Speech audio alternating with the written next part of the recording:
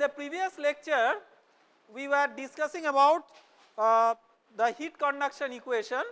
So, we will write the heat conduction equation assuming that we are now interested for heat conduction within a solid only. So, rho Cp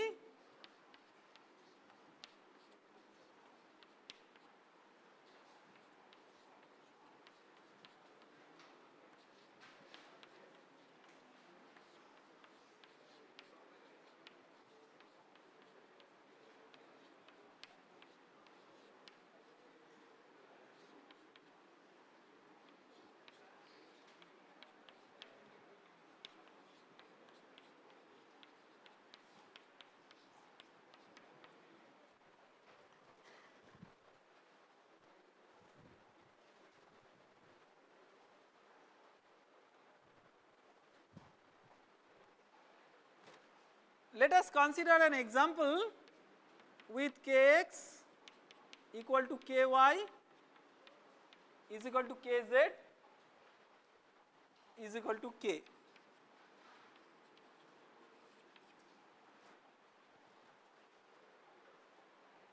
So, then you can write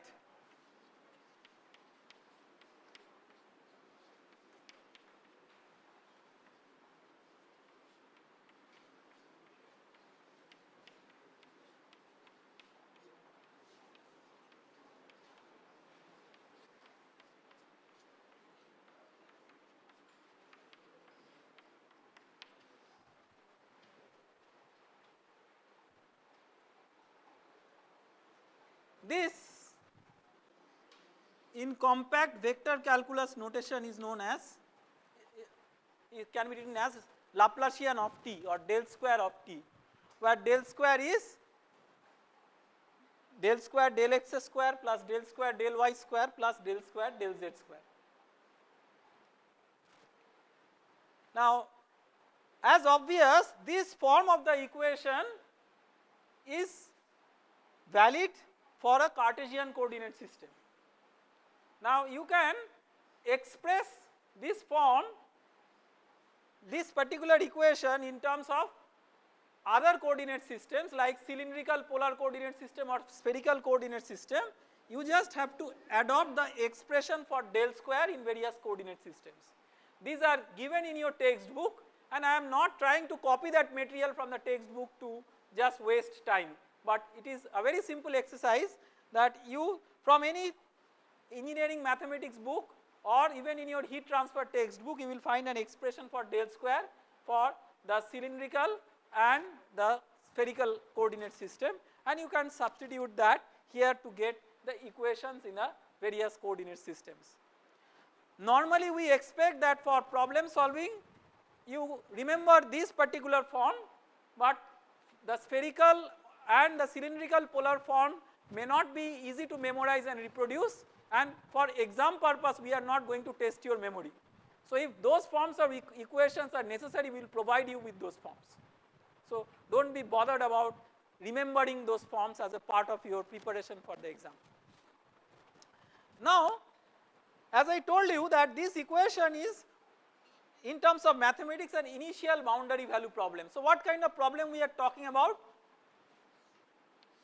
Let us say that there is a rectangular slab, just as an example, at time equal to 0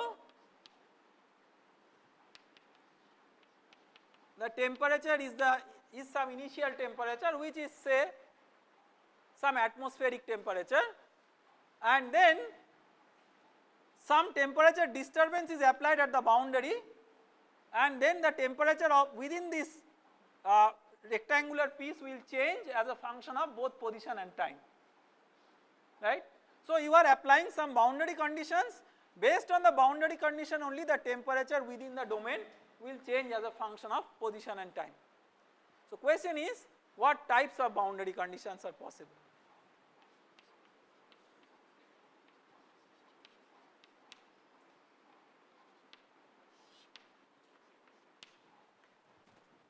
So, the first type of boundary condition that we talk about is the most obvious one, where at some boundary we specify the value of temperature. we say this is the temperature is equal to say T0 at this boundary. So T specified at the boundary.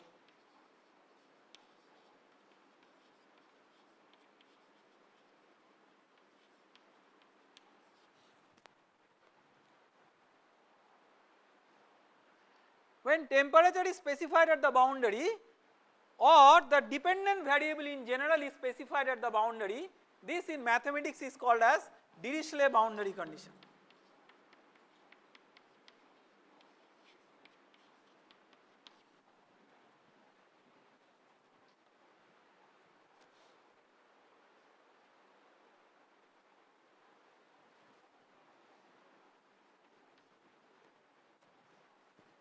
Next possibility is that temperature is not specified at the boundary but heat flux is specified at the boundary.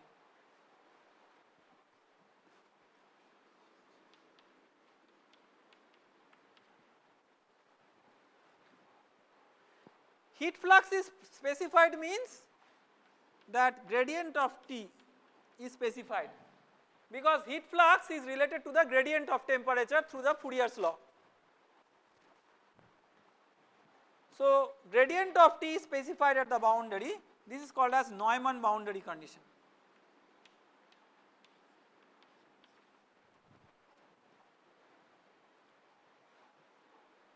A third possibility is that neither of temperature is specified or heat flux is specified, but one is expressed as a function of the other at the boundary.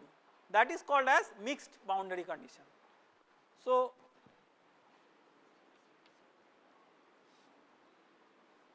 grad T expressed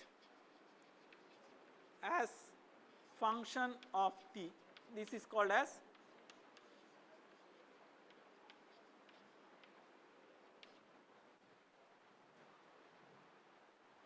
now we have to understand a very simple thing, or we have to answer a very simple thing. Can we give any boundary condition for any problem? Or is any boundary condition out of these three a valid boundary condition? That is something which will follow from the physics of the problem. I will give you an example. Let us take an example, example 1.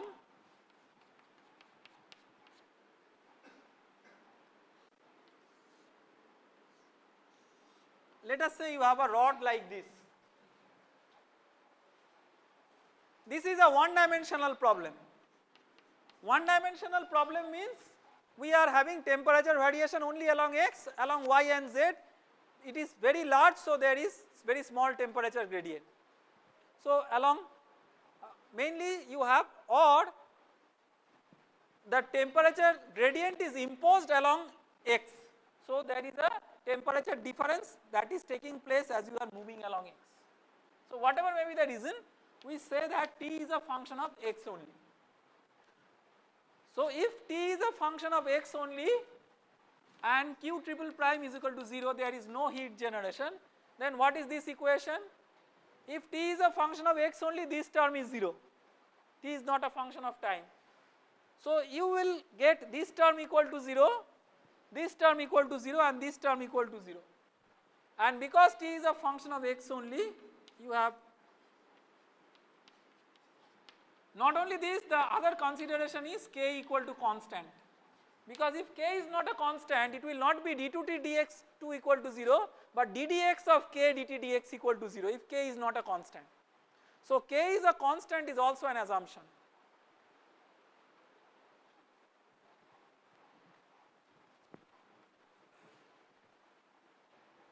Let us say we want to solve this equation. This is very simple, elementary school level, not even high school level, but it is important that we look into this very carefully. Let us say that I tell you that at this point the heat flux is this, at this point the heat flux is, this is the heat flux direction, L is the length of the rod.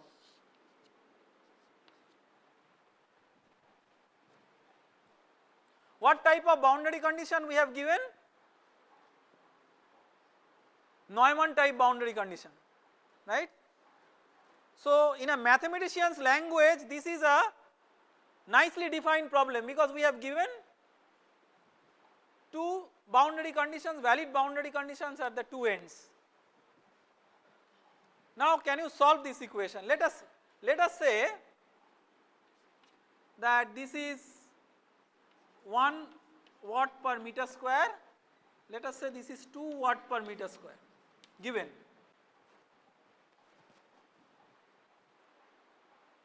See, this is where you have to bring your physical insight into mathematics. Mathematics is not about integration, differentiation and all.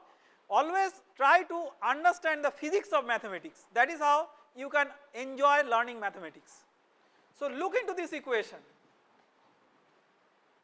So when you look into this equation, you will see that here you have a heat flux which is 1.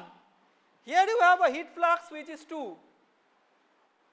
Now the rate of heat in is different from the rate of heat that is going out. When is it possible? When there is some generation inside or there is some change with respect to time. But it is a steady state problem. So if this term is 0, that is called as steady state problem. So there is no change with respect to time. So when there is no change with respect to time and there is no heat generation, whatever comes in, the same must go out. So this is a physically inconsistent problem or an ill-posed problem, right. So any boundary condition you give is not a valid boundary condition. Now you may say that, well, I have understood it now, let me give this as 1 watt per meter square, right. Then it is physically consistent. Now can you solve this problem? Let us quickly try to solve this problem. So you have dt dx is equal to C1, right. Integrating these ones. So let us say that thermal conductivity of this solid is 1 watt per meter Kelvin, just to simplify the calculations. So the heat flux at x equal to 0, you have minus k dt dx is equal to 1 watt per meter square.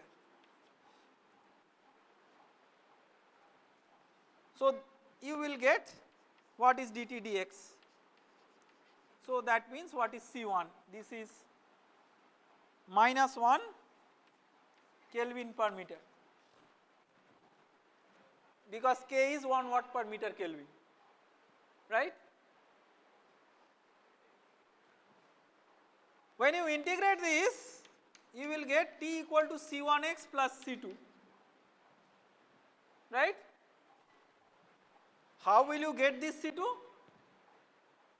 You cannot get this C2, right. So this problem, so does it mean that this problem does not have a solution? No, this problem has infinitely large number of solutions. So what are the possible solutions?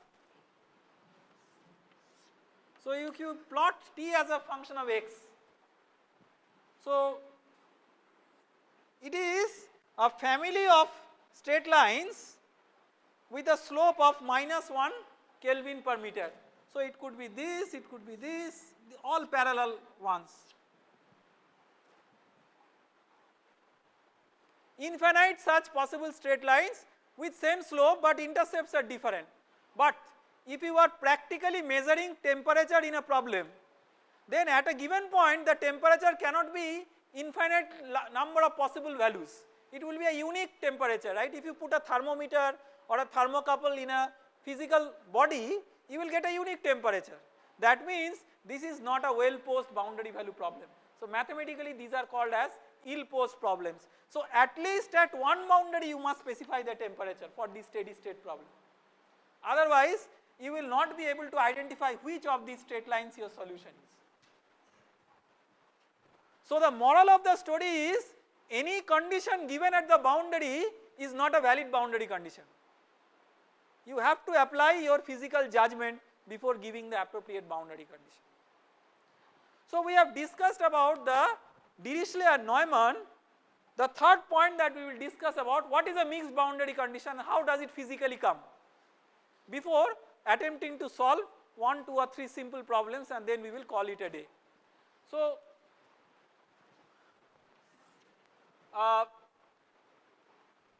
now let us take an example again. Let us say that you have a rod like this, wind is blowing with a velocity, some velocity, so that this end of the rod loses heat to the ambient by convection. Let us say that the convective heat transfer coefficient is H and the temperature is T infinity. Ambient temperature is T infinity. Okay. So H is the convective heat transfer coefficient and the ambient temperature is T infinity. So what is the boundary condition here? The boundary condition here is that whatever heat flux reaches here by conduction, the same heat flux gets left from here by convection. So what heat flux reaches here by conduction? That is minus k del T del x. Let us say this is x equal to L, is equal to what heat flux leaves here due to convection,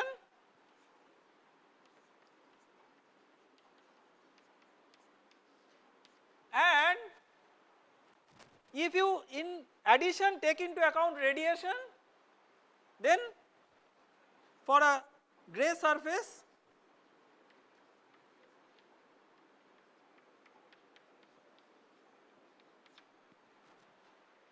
right, where sigma is the Stephen-Boltzmann's constant and epsilon is the emissivity. So because this particular MOOC course is basically on emphasizing on conduction and convection, for the time being we will not consider this term, but you should keep in mind that if radiation is there, this term is important, and for not all practical problems radiation is important. You can see that the radiation is important only when this temperature difference is very large, because it deals with the 4th powers of the absolute temperature difference. So if radiation is not important, then you can write this as minus k del T del x at L is equal to H into T minus T infinity. So this is what? Temperature gradient expressed as a function of temperature. So this is called as mixed boundary condition. Now where is the fluid mechanics coupled with this problem? The fluid mechanics is coupled with this problem because you have to understand what is the value of H. You cannot just say let us assume H equal to 1, 200 like that. It will come from the basic fluid mechanics. And how does H come from basic fluid mechanics? That will be our agenda for studying convection. For the time being, while solving the conduction problems, for taking this as a boundary condition, we will assume some value of H. But how does the value of H come? Does it come by magic? Does it come by intuition? Or does it come from fundamental fluid mechanics? That answer we will give when we discuss about convection. So this is a mixed type of boundary condition. Now let me ask you another question. Let us say that instead of a steady state problem, this is an unsteady state problem. So far like that problem we are considering a steady state problem. But let us say it is an unsteady state problem. Can we use the same boundary condition for an unsteady state problem? That means temperature, unsteady state problem you understand, right? Temperature also varies with time. Can we use this same boundary condition for an unsteady state problem also? Because what condition we have used? That whatever heat rate at which heat has come here, at the same rate heat has left. Can we use the same condition even for unsteady heat transfer? That is my question. Yes or no? So these days all of you are habituated with multiple choice answers. So let me give 4 answers, yes, no, maybe, the third one I do not know, the fourth one. So what will be the answer? You have followed my question, right? So we have used this for a steady state. Can you use this for an unsteady state also? Answer is yes. We can use it for an unsteady state also. Why? The reason? The reason is that this is what? This is a surface. Surface cannot store any thermal energy. Thermal energy can only be stored by a volume. So the rate at which heat has come here, at that instant, at the same rate heat should leave, because it is at the end a surface which cannot store thermal energy, no matter whether it is steady or unsteady state. But if it is not heat transfer but electrostatics, it is not the same thing, because a surface cannot store thermal energy but a surface can store electrical charge, right. So like throughout this course I will try to give you analogy between one with the other, because engineering at the end is like basic applied physics, chemistry, mathematics, and all the branches of engineering are somehow interrelated by very unique mathematics. And if you develop that kind of insight, you can relate practical problems with the mathematics that you learn. So this is valid even for unsteady state. The next point is that if you write this del T, take the rho Cp here, then you can write this as k by rho Cp del square T plus q triple prime by rho Cp. This is what is alpha, the thermal diffusivity. So as I told you, the value of k itself is not that important, but k by rho Cp is more important, right. From mathematics it follows in this way, but how do you physically interpret it? See, what represents k, or k represents what physical attribute? K represents the ability to conduct thermal energy, and rho into C is what? It is like the specific heat. It represents the ability to store thermal energy. So it is the relative ability of conducting energy with respect to storing energy. That is what is important, not the absolute value of conductivity, but the relative ability to conduct with respect to the ability to store. What is the unit of this? This unit is meter square per second. So, and again the analogy, in fluid mechanics, what is the equivalent parameter? Kinematic viscosity. So kinematic viscosity is also the ability to transmit momentum disturbance divided by the ability to sustain momentum disturbance, sustain momentum. Okay. Now for a solid, it does not matter whether it is Cp, Cv or what, because for solid Cp and Cv are the same. So very commonly for solids you write this as C instead of Cp or Cv, because for solids, because compressibility effect is not there, Cp, Cv, C all are same specific heat. So the equation, normally in mathematics books you will find that this term is often not considered. So this equation is represented as heat equation. You must have studied heat equation in partial differential equation in mathematics, and that is this equation. Okay. Now we will work out a few problems. All the problems that I will be working out today are from the exercise problems of Incropera's book, which is one of your textbooks. So I am not giving the problem number because you might be having books of different editions where the problem number might change. So I will better discuss about the problem, and you can identify the problem number if you are interested by looking into the exercise of the book. So let us say that there is an infinite medium, this is a problem.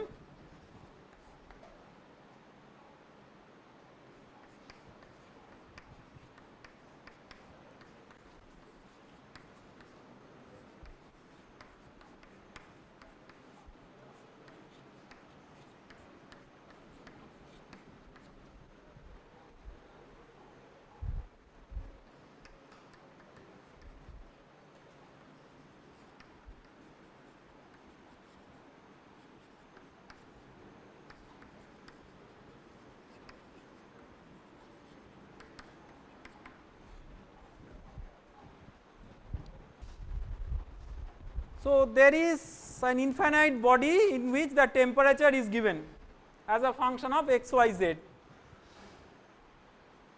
Find the regions where temperature changes with time. So we will assume that there is no heat generation. So let us calculate what is del square T, because temperature dependence on time is governed by this equation. So if we calculate the right hand side, we can get the left hand side. So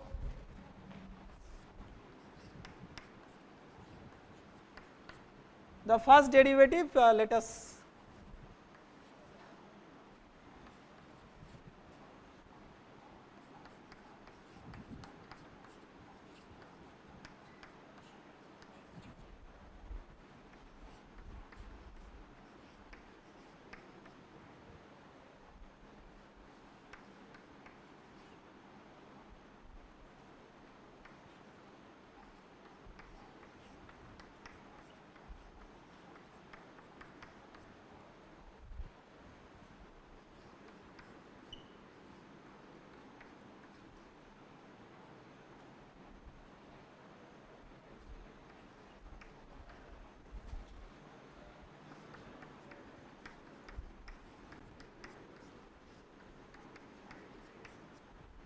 so if you add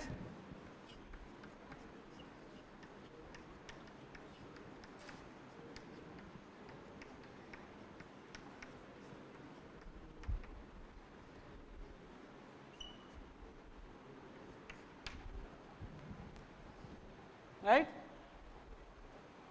that means you must have. So what is the answer? There is no region where temperature changes with time, right.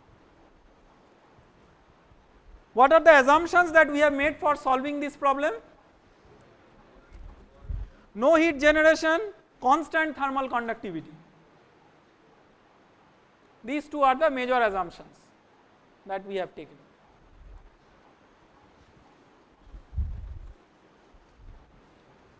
Next problem.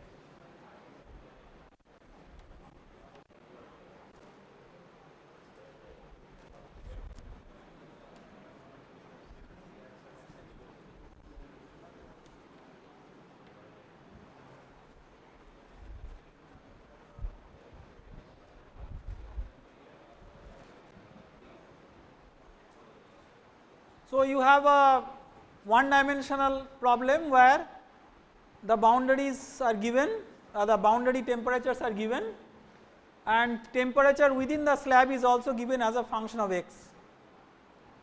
So, the first part is find the surface heat flux. So, basically you use the Fourier's law, the heat flux. So, here T is a function of x only, so minus k dt dx. I am just outlining the solution and you can plug in the numerical values, I will give the final answer, you can check. So, what is the heat flux at x equal to 0? This is minus k dt dx at x equal to 0. So, you find out dt dx, t as a function of x is given, and then find out minus k dt dx, substitute x equal to 0. So, this answer is 200 watt per meter square. What is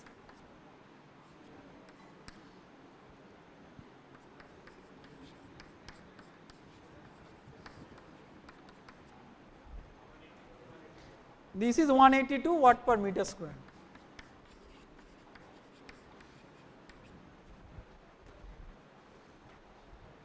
So, what is the rate of change of wall storage? Is basically the difference. So, this is what is entering, this is what is leaving, the difference is the change. So, this is 18 watt per meter square.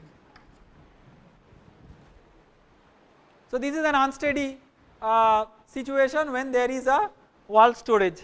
So, it is better not to write this, I have written by mistake because I thought it is a steady state problem. So, do not write it as dt dx, but write it as del t del x, just for fundamental reasons.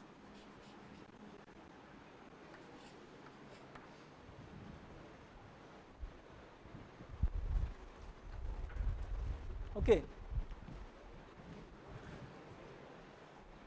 The third is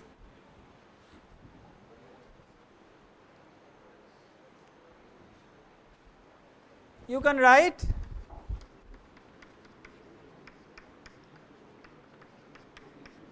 what type of boundary condition it is, mixed type of boundary condition. So, from here you can find out what is H. It is 4.3 watt per meter square Kelvin.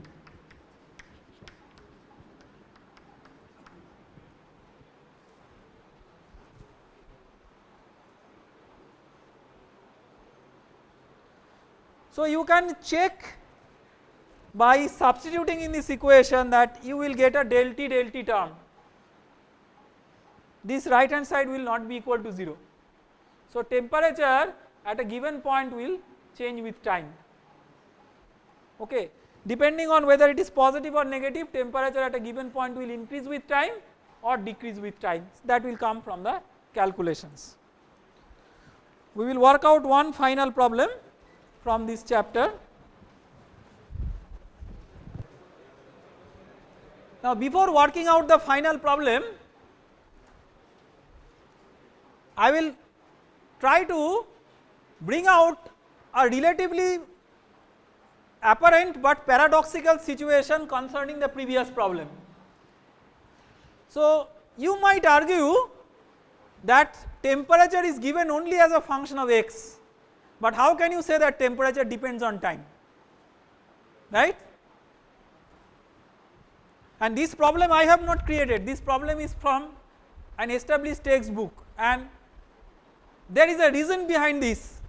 It is actually a valid situation. What it quotes is, at a given instant of time it gives temperature as a function of x, right.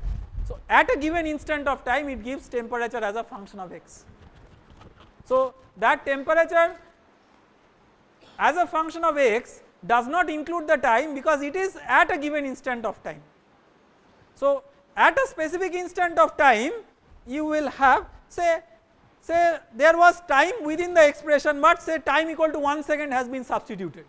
So once it has been substituted, the time is not appearing. So that temperature as a function of x is at a given instant of time. So that will resolve the paradox, because it will be kind of apparent that why it is so, that temperature is a function of time we are seeing, but it does not appear in the expression of t, it appears as a function of x only. So the final problem,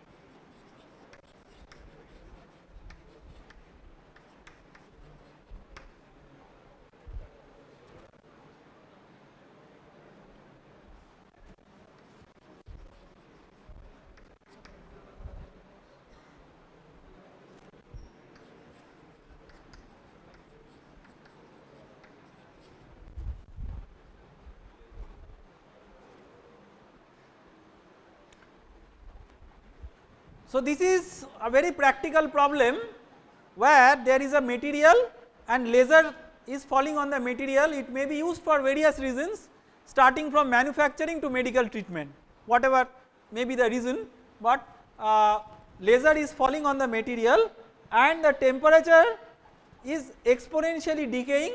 So the temperature is maximum at the location where the laser is falling, and as you move along x, the temperature is decreasing exponentially. So it is an attenuation as a function of x, k is the thermal conductivity, a, b, c are some constants. Now when the laser is falling on the material is absorbing a part of the energy given by the laser, and that gives rise to the change within the material. It may be a biological change, for manufacturing it can be a microstructural change. So it is very important to find out the rate of energy absorption within the material. So how will you do that? There are many ways of solving this problem, but because we have derived the heat conduction equation today, we will use the heat conduction equation to solve this problem.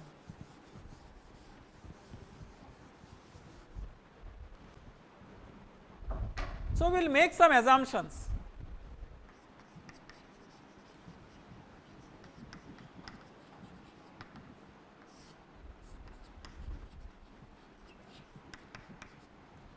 Constant thermal conductivity and one dimensional steady state.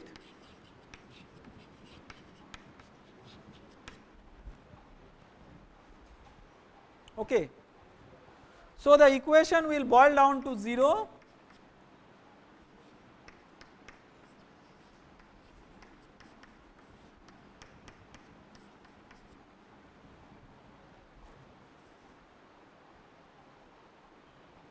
right. So because t is given as a function of x, from here you can find out what is q triple prime. This will be what? This will be a function of x, right. So what is the rate of energy absorption?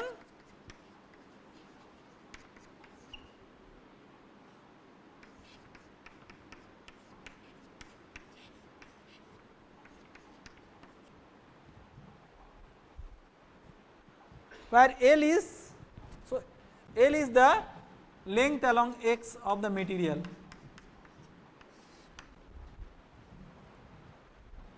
Okay.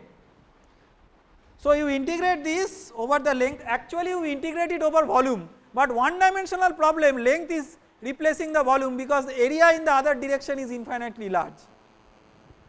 So basically you are, this is a representative of the length, representative of the volume, but for a one dimensional case any change is taking place along the length only, the cross sectional area is not of importance. So that is why we integrate it over the length from 0 to L, and let me give you the final expression.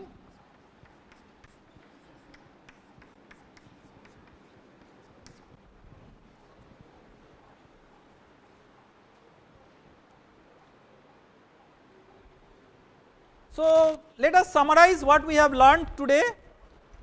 We have learned first how to physically perceive energy balance, then how to express the different terms in energy balance mathematically, how to express that in the form of a differential equation that involves temperature as a function of position and time, how to prescribe the boundary conditions, and what are the possible and feasible ways of giving boundary conditions and what are their physical implications.